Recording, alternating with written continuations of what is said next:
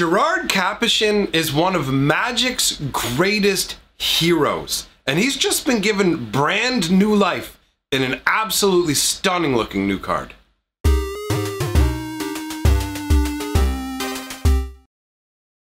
Greetings, owners of fine luxury cardboard rectangles. Today we are here to talk about Gerard Cop Ition, who has been rechristened Gerard Weatherlight Hero.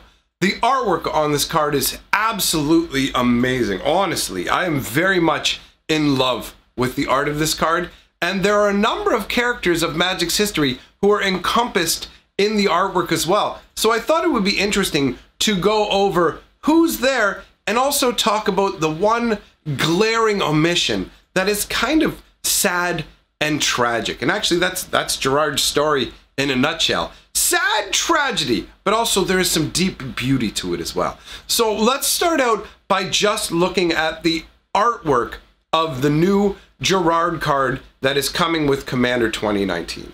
So in the artwork, you can see Gerard. He's depicted here, and it's kind of like a stained glass-ish. I'm not sure exactly what the art style is called, but it shows him here with one hand resting on the steering wheel of the Weatherlight, his other hand extended with a sword in it, and he's usually shown in some kind of action pose with a sword. So he's guiding the Weatherlight, also ready for battle. You have these little triangular slashes heading upwards, and if you didn't know, these actually represent the wings of the Weatherlight. But where it gets really interesting for me is actually the Weatherlight's crew is depicted in those wings. Not everybody, though. There is one who's missing, and that is a truly sad scenario. So I figure what we're going to do today is we're going to go over the different characters that are involved in this artwork, and we're going to talk about their connection to Gerard. We're going to look at the first card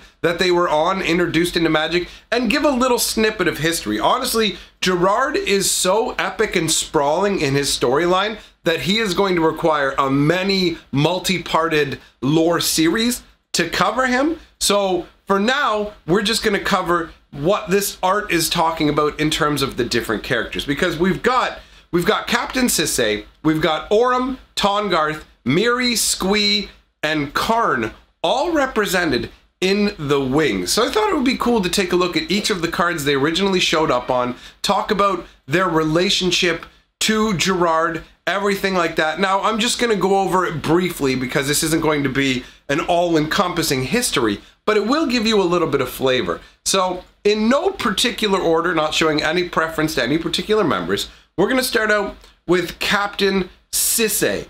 Now, Sisay has a very particular relationship to Gerard, and actually, now that I think about it, before we even talk about Sisay, maybe we should talk about the original version of Gerard. You know, let's include him as well. So Gerard Cop Ition, the original printing of him as a hero, is 2 white, 3 colorless. He's a legendary human soldier. He's 3/4. At the beginning of your upkeep, you gain a life for each card in target opponent's hand, and 1 white, 3 colorless, tap target creature. Activate this ability only if Gerard Cop Ition is attacking. Now, I like this because Gerard is a man of action. So him basically being, I can only use this ability to, it's like him being able to outfence people. He uses his blade in a way where he just disarms them and makes them useless. There are situations as you go through Gerard's lore where you will see that he is quite a competent military general. And it makes sense. This is what he was born to do. No word of a lie. I don't know how many of you have seen my previous video talking about the Bloodline project and specifically the Metathran and how Urza created the Metathran. Well, the Bloodline project actually covered a wide range of different things. One of the prongs of attack, because this is a way to try and take down Phyrexia through Urza, right? This is Urza's method to take down Phyrexia. He realized that he was crafting a bunch of powerful tools in the form of all the artifacts of the legacy, but he was going to need stronger people than currently existed. He was going to need very righteous, upstanding individuals. So he decided to start essentially a breeding program to hone in on people who had a really strong affinity, were really steeped in white mana. So his intention was to interbreed these individuals to create stronger and stronger successive generations.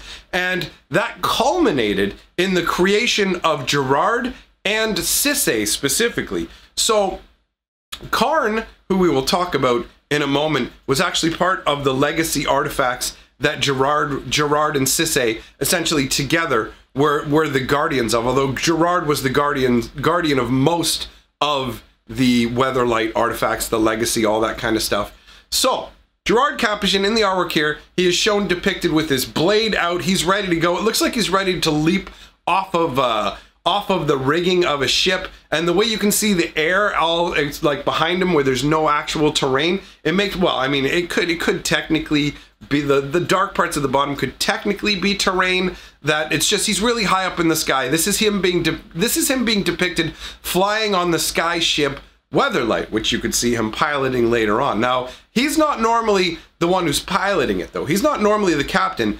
That is Sqweep's role. Sqweep was also part of Urza's bloodline projects, where they like focused in on all of this, got those powerful people infused with mana. Now Sqweep's bloodline was destined to look after the actual Weatherlight ship. Now, unfortunately for Sqweep, and Gerard as well actually, their families were wiped out because Phyrexia was aware of Urza's plans, and so Phyrexians were sent to wipe out these bloodlines. Now, they succeeded in taking out the parents, but they did not succeed in taking out Sqweep or Gerard when they were kids, and their stories diverged at that point, obviously, and then they reconverged later on. But Sqweep, and let's actually take a look at Captain Sqweep's card before we talk about her history.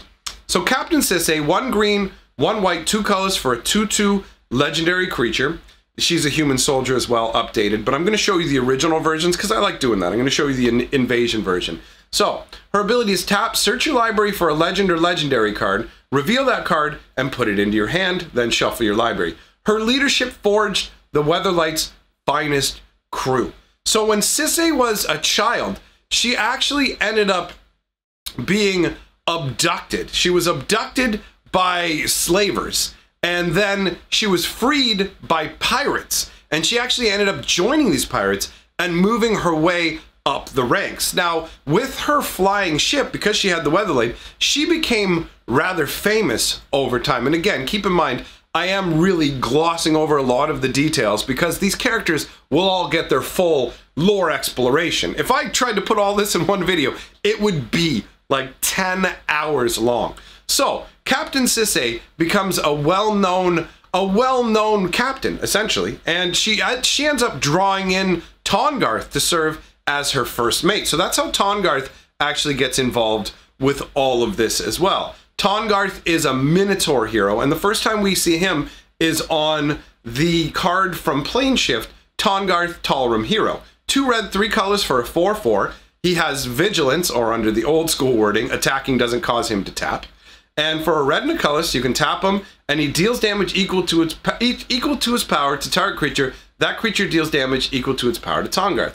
Honestly, if you take a look at the new wording of it, it would be essentially the equivalent of fight. 1 red, 1 colorless, tap, Tahngarth fights target creature. And so it would just be Vigilance, Tahngarth fights target creature. It would be a lot more tight. Now you can see Tahngarth, he's a maniac. He's a maniac who just sits there and is just wrecking Phyrexians. She's shown in full battle. It's honestly, for some reason, it looks like that Minotaur weapon he has looks like something out of Star Trek, doesn't it? Isn't that like a Klingon weapon? I don't know that much about the sci-fi. Anyways, I kind of get that vibe from it. But he's showed here just wrecking Phyrexians. And Tahngarth was known for his rage and power. So he was the first mate to Captain Sqweep, and that's how he ends up getting involved with this whole Weatherlight thing. Sqweep was out. She only had snippets from her family. She didn't know exactly what her destiny was. She just knew there were certain things she was needing to find, and that's how she managed to find Gerard, actually. Now, the next person we're going to talk about, part of the Weatherlight crew, is Miri the Cat Warrior, and she's actually a fairly tragic character. 2 green and a colorless. She's a 2/3. She counts as a cat warrior, which is under old school wording kind of funny. She's got first strike and forest walk, and attacking doesn't cause her to tap. So she's got Vigilance, first strike, and forest walk. for 3 mana. She's a very solid card, honestly, for what you get. Now, Miri was born with 2 different color eyes, which actually made her an outcast from her home tribe. They considered her to be anathema and got rid of her. She ended up with Multani, and Multani is who Gerrard was sent to study under at a certain point. So that's how they met. Now, Miri had a secret love for Gerrard that she never actually fully put out there. Gerrard and Miri traveled to meet a particular tribe of cat people, and one of the cat people took a liking to Miri and basically wanted to marry her. Gerrard interceded, and Miri ended up having to go on an entire quest, basically, where she had to face off against a spirit creature, and the spirit creature told her that she had 2 scenarios, where she could either go with Gerrard and spend the rest of her life with the man she loved but never have that love returned, or she could stay with that cat warrior man, have a better life, but also never see the man she loved the most again. So that was the situation. It's like either never see Gerrard again or spend your life with him, but he will never know that you love him and your love will never be returned. That is fairly tragic. Now, Miri chose to actually go with Gerrard, obviously, or we wouldn't be including her in this. She has a really tragic story. Even the way she ends is tragic. We'll talk about that in a full-on lore video for her. Next up, we've got Sqweep. He is the goblin cabin boy, essentially. So he's the goblin cabin boy, and he's just kind of a little tag along that really doesn't do that much until they end up in Mercadia, and their goblins are treated like royalty. So Sqweep becomes like a royal there. When you take a look at the Sqweep card, 1 red, 2 colorless, Sqweep Goblin Nabob. So the Nabob is like the leaders over there on Mercadia. At the beginning of your upkeep, if Sqweep Goblin Nabob's in your graveyard, you may return him to your hand. And it says, General Tongarth Road, General Nuisance, maybe. So, why is Sqweep able to keep coming back? Well, he was actually made immortal through basically Phyrexia being massively evil and infusing him with immortality so that Urtai and Krovax could spend their time ending him over and over and over. I actually touched on that in the Krovax lore. I have all these lore videos in the lore playlist, so by all means, feel free to check it out. In the artwork, you can see Sqweep in his big old robe having the time of his life. Yay! I'm Sqweep! I'm royalty! Next up, we're going to talk about Karn. Now, Karn was touched on quite a bit yesterday when we did the lore about what happened over on the Isle of Teleria with Crick and everything like that. So, Karn was originally actually the one who was he was entrusted with watching over Urza's bloodline project, specifically over Gerard's family. So he was keeping an eye on Gerard, keeping an eye on the legacy and all of that sort of thing. And that's how he ends up being involved in the Weatherlight crew. Now, the Silver Golem card, again, this is the Silver Golem Urza created to travel through time. You get for 5 colorless mana, you get a 4/4. Whenever he blocks or becomes blocked, he gets -4/+4. And that's because at the time, Karn was a pacifist. And we'll cover that more in the lore. But he did not want to take any lives. And for 1 mana, target non-creature artifact becomes an artifact creature with power and toughness, each equal to its converted mana cost until end of turn. And that kind of represents his governance over the legacy and all the artifacts of the legacy. So that's how he became involved. Now, we've talked about the 6 people like shown in the art, but there is one. If you paid attention to the Weatherlight crew, oh, what am I talking about? What am I talking about? I left out Aurum, didn't I? I was about to go on to this other person, but I need to talk about Aurum before we get to Hannah, because Hannah is the one who's missing. Now, Aurum actually was a friend of Hannah who studied with her at the Tolarian Academy. And that's how she ended up as part of the Weatherlight crew as well. She was the Weatherlight's healer. Now, she doesn't have a lot of lore. I don't know if I'll ever give her own full video. We'll see how it goes, because there's very little about her. She is like a really powerful Samite healer. Most Samite healers can only prevent 1 damage. If you take a look at her card, it's 2 white and a colorless for a legendary cleric that taps to prevent up to 3 damage to any target. So she's very powerful. She was an incredibly effective healer.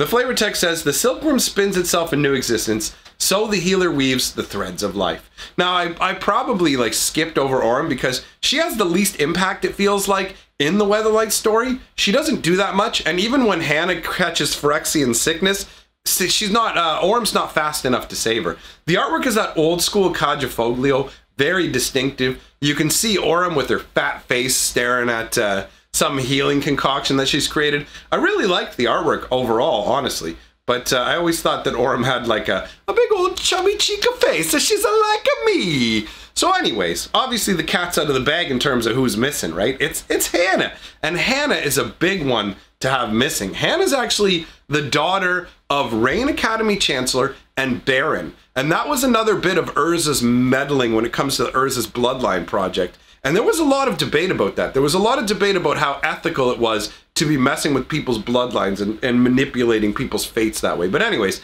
Hannah was the daughter of Baron. She ended up actually falling in love with Gerrard and was she was the ship navigator. She was researching the legacy artifacts, seeking to understand them and how they work. So her original card is from Invasion. 1 blue, 1 white, 1 colorless for a 1/2. Pay 1 white, 1 blue, and a colorless. Return target artifact or enchantment card from your graveyard to your hand. So she's like a souped up Argivian archaeologist. And we talked about Argivian archaeologist when we did the Takasia lore video, which you can also see in the lore playlist. And her flavor text says, I never thought I'd spend my life fighting. I'm a maker, not a destroyer. Now, Gerard and Hannah were actually fully in love. And part of the tragedy here is Hannah succumbed to Phyrexian illness. And later on, Yawgmoth offered to give her back to Gerard. He said, if you destroy Urza, I will give you Hannah back. Now, it was a big ruse, but Gerard actually does end up taking Urza's head and ending him. It's crazy to think that Urza was ended by his own creation. Urza's story is amazing and touches on so many lives. But anyways, Gerard like sorely misses Hannah. That's the love of his life, and obviously he would do anything, even bowing down to Yawgmoth, the father of machines, and giving him what he wants if he thought he had a chance to get Hannah back. And that kind of love speaks to the romantic in me. I genuinely enjoy that. So all of this is encapsulated in that artwork. Like when you look at Gerard Weatherlight Hero, you see all the other members of the Weatherlight, and you see the absence of Hannah, and you feel the absence of Hannah, and you can see the dedication in Gerard's eyes. He has nothing left to lose now. He can't get Hannah back. He's seen through Yawgmoth's tricks at this point, right? He's already seen through the illusions. So let's take a look at the whole card.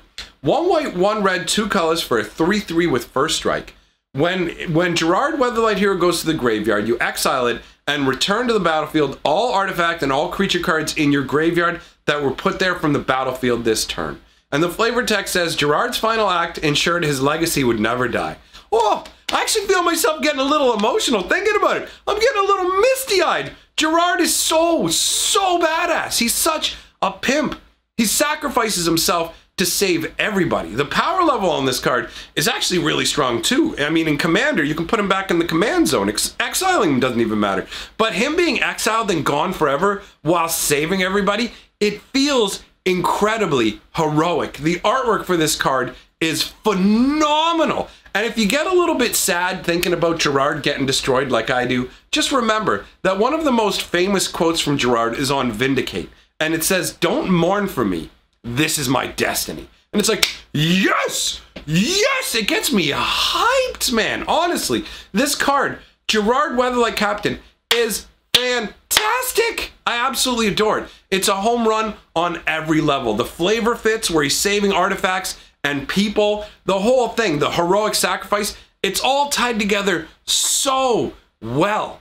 So my friends, let me know what you think about this card overall, the lack of Hannah, all the characters that they've included. Also, let me know what lore you guys would like to see next, because there's a million things to talk about when it comes to the history of Magic the Gathering, and you may just remind me of something that I have forgotten in my 25, 26 years of being a Magic boy. So I want to thank my patrons and channel members for helping me out. Appreciate it a lot. Getting choked up here thinking about old Gerard. Oh, come back to me, Papa. Anyhow, thanks for being here, my friends. And remember, together. We are the sixth color of magic.